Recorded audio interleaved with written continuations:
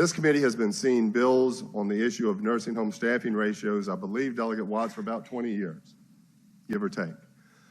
It's a topic that I don't think any member of the committee disagrees with the premise that anyone who has visited any of our nursing home facilities, has a loved one that's ever been in those facilities, knows that staffing is critical to patient welfare and well-being.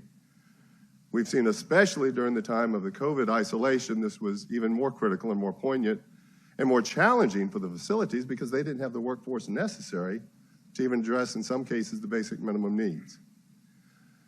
Measures to address this matter in the past have never been successful, primarily, I think, because of fiscal implications and just complications, because it's not as simple as just saying, here's our target, y'all got to go meet it. There's one, there are budgetary issues to be concerned. Two, if the workforce isn't there, how can you mandate that they've got to have the workforce, availability? And even more importantly, in my mind, we don't have the training capacity right now to get us the workforce that we need to address the staffing ratios. So, Mr. Chairman, members of the committee, that's why I brought forward 1446. Its intent is to not legislate in hard code the standards, but rather to say we're going to do this through a regulatory process that allows all stakeholders to weigh in over the next 2 years. Regulatory process can also be much more fluid than when we just try and put something in hard statute. The regulatory process also lets them make changes when we're not in session, as circumstances might arise. They can go through the emergency regulatory process, things of that nature. So in broad brush, we are trying to establish target ratios. We're trying to make sure that acuity factors into any ratio standard. We're trying to factor in the affordability, because the affordability varies tremendously around the Commonwealth. What works in far Southwest doesn't work in Fairfax. And so it is a very broad perspective, largely being done through the regulatory process. And thank you, Delegate Orrock. I'm a patron of this bill. I know where we want to go.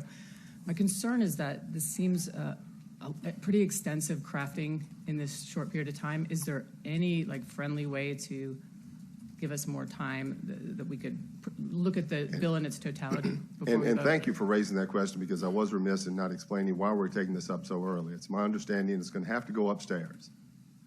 And as we all know, especially during a short session, but any time a measure has to go up to appropriations, you're better off getting it there sooner rather than later. And I've already been in contact with appropriations staff. They anticipate its early arrival, and they have already been looking at some potential amendments they're going to offer. And I would suggest, of course, it will still be in an amendable fashion when it comes out of approach to the floor of the House if necessary. But hopefully, to your point, I'm hoping that because we're leaving so much of this, and kind of speaking to Delegate Sickles' earlier point, Delegate Hope's earlier point, that it's a few years out before, if we don't have it exactly right, we can tweak it next session as the process will have just really gotten going in full speed. And we'll see where the challenges and difficulties might arise. Because I think that's been the challenge we've seen over the past 20 years. How do we craft what's necessary to address the complexities of this industry in our 45 or 60-day session? So yes, there will still be opportunities to further discuss the matter and